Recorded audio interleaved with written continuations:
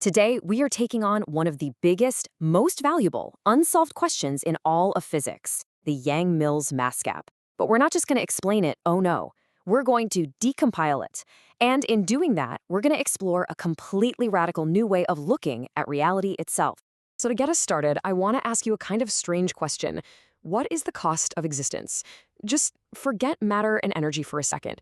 What if the very substance of our universe, the particles, the forces, you, me, wasn't really stuff at all, but the result of a giant calculation?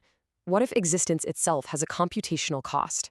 So, the official problem is this. The particles that carry the fundamental forces, like the gluons that are literally holding your atoms together right now, they should be massless waves of energy. But they're not. They have a minimum non-zero mass. This mass gap is the whole reason our universe has any structure. It's why everything isn't just a uniform sea of energy.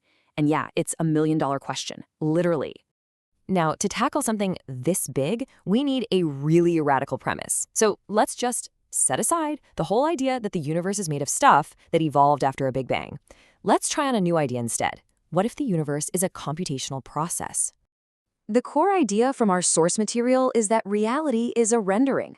Just like this quote says, everything we see, everything that exists, is the result of a query to some kind of universal, pre-existing database.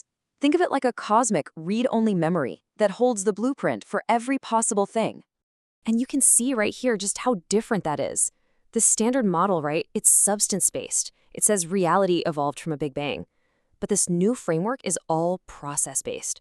The origin of the universe is a universal ROM, a huge information lattice, and the mechanism isn't evolution, it's retrieval. Things exist because their information is being actively pulled up and rendered right now. And get this is not just a metaphor. The source actually proposes a specific engine for this whole process, called a recursive automaton. You can think of it like the read head for reality's hard drive. The theory suggests that if you use a fundamental constant, like pi, as your source code, the process doesn't just create random noise. No, as the slide shows, it always settles into a stable pattern, a basin. It creates a consistent, ordered reality. This is the proposed engine for how existence gets retrieved.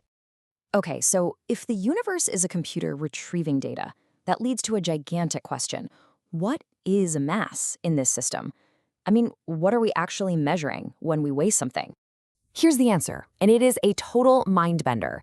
Mass isn't an intrinsic property of an object. It's the computational cost. It's the load time or the processing power that's required to render that object's complex geometry out of the universal database and into our reality.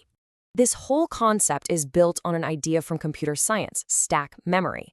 When a program runs complex operations, it uses this temporary memory, a stack, to keep track of it all.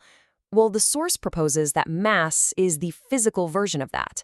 It's an accumulation of computational memory that stabilizes in a very specific harmonic state, what the source calls the phi basin. You can think of it as the designated memory zone for existence. It all works like this. The act of quantizing an object, and by that we mean rendering its form from the vacuum, that requires processing. The more complex the geometry, the more processing it needs, which builds up a larger stack of memory. And that bigger stack is exactly what we perceive and measure as more mass. So with this incredible new toolkit, we can finally decompile the mass gap itself. It's not some missing particle or an unknown energy. In this framework, it's something way more elegant. It's a structural feature of the code. The source calls this the fold delta principle. Imagine the vacuum of space-time is a perfectly smooth sheet of paper. Now, to create a particle, you don't add something to the paper. No, you input a very specific amount of energy which folds the paper. That fold is the transition from the vacuum to an excited state. And boom, a particle is rendered. And this is the secret. After you unfold the paper, what's left behind? A crease. The crease isn't a part of the paper itself, but it is the structural memory of the fold. The mass gap is that crease. It's the minimum energy that was required to make the fold, now imprinted on the very structure of the vacuum. It is the memory of that transition. So why? Why does reality need this crease? Why does this structural memory even have to exist? Well, the answer connects to something even more fundamental than mass, the forward arrow of time. Let's just compare them side by side. A system with no mass gap would be perfectly symmetric. It would have no structural memory, no creases. According to the source, this would be a static, frozen, completely timeless void. But our universe, the one with the mass gap, has a broken symmetry. It has structural memory, and it's because of that memory that time can advance. This quote from the source material just says it all, doesn't it?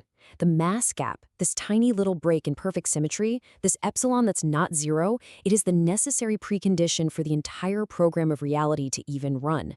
It's the friction that allows the gears of causality to actually turn. So what have we really just described here? It's way more than just a new theory. It's like we've uncovered the basic architecture of reality's operating system. Let's just quickly summarize the key functions. Okay, so first, we've reframed mass not as substance, but as computational load, stack memory. Second, the act of quantizing a particle is just the process of rendering it from the vacuum's information field. Third, the famous mass gap is the structural memory of that whole process, a crease in space-time. And finally, that very memory is what allows time itself to move forward. Just think about what this means for a second. For a century, the mass gap has been seen as this deep, confusing problem, a bug in our understanding of the code. But from this perspective, it is not a bug at all. It's the most fundamental feature of the code, and it's what allows the entire program to run in the first place. And that leaves us with a final, really provocative thought.